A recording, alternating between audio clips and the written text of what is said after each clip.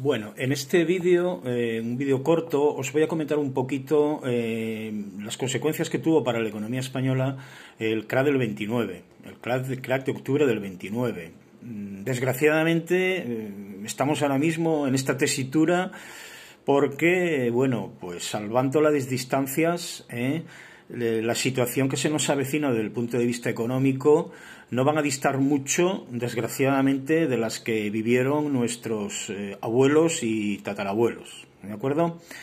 Vamos a ver cómo las consecuencias de la caída de la bolsa por una serie de factores, que no vamos a entrar en ellos porque nos llevaría mucho más tiempo, cómo la caída de la bolsa en Estados Unidos se llevó por delante todo el entramado económico global. En aquella época España no es que fuera un país muy metido en los circuitos económicos mundiales, porque España era un país, como yo lo defino, un país de aperitivo y postre. Es decir, en España exportábamos únicamente materias primas y productos agrarios, no exportábamos productos industriales, eran productos de muy bajo valor añadido, pero tuvo en España la caída de la demanda a nivel global, tuvo en España unas consecuencias enormes en los diferentes campos. Os voy a comentar brevemente qué repercusiones tuvo el crack del 29.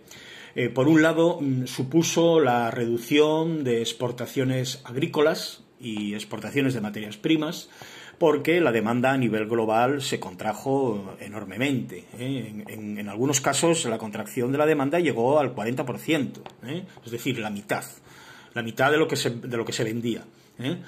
El mundo se sumió en una economía proteccionista, nacionalismo económico, cada país trató de solucionar sus problemas, hubo una caída de precios exorbitada de materias primas.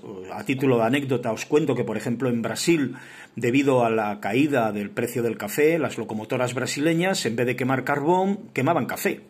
O sea, y no es una anécdota, esto es un hecho constatable, quemaban café, debía de oler Brasil fenomenal, pero menuda ruina, ¿no?, para los productores de café. En cuanto a los factores internos, la economía española era una economía muy desequilibrada, era una economía que había crecido mucho durante la etapa de la dictadura de Primo de Rivera, había habido un aumento importante del PIB, pero ese aumento del PIB se había hecho sobre todo debido a la inversión pública. Claro, la inversión pública se financia con endeudamiento. Se construyeron carreteras, pantanos, canales de irrigación, se crearon monopolios en manos del Estado, acordaros, la Renfe, la Camsa, la Telefónica, pero todo esto se hizo con dinero público y el dinero público es deuda y la deuda hay que pagarla. ¿De acuerdo? Con lo cual se generó un gran desequilibrio presupuestario.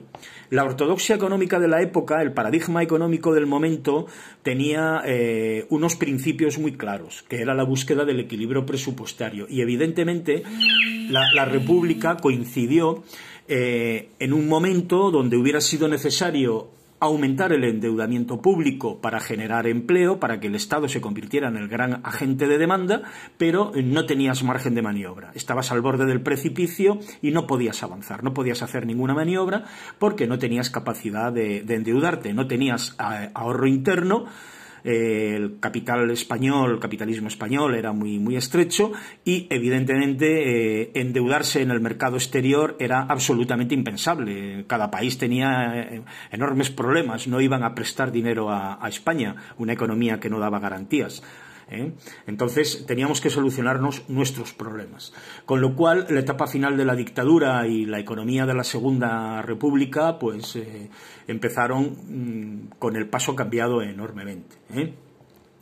Al disminuir el gasto público, hemos dicho, se reduce la inversión, aumenta el paro y esto genera una enorme conflictividad social que ya se inicia al final de la dictadura. La dictadura había sido un periodo de auge económico, de crecimiento de la demanda, lo mismo que había ocurrido en la economía de los años 20 en Estados Unidos, allí le llamaban la prosperity, los felices años 20, la época del Charleston, pero a partir del 29 todo se trunca. Y en España pues se traduce en aumento del paro y aumento de la conflictividad social. que va a ser una constante a lo largo de la Segunda República, que veremos en el siguiente tema.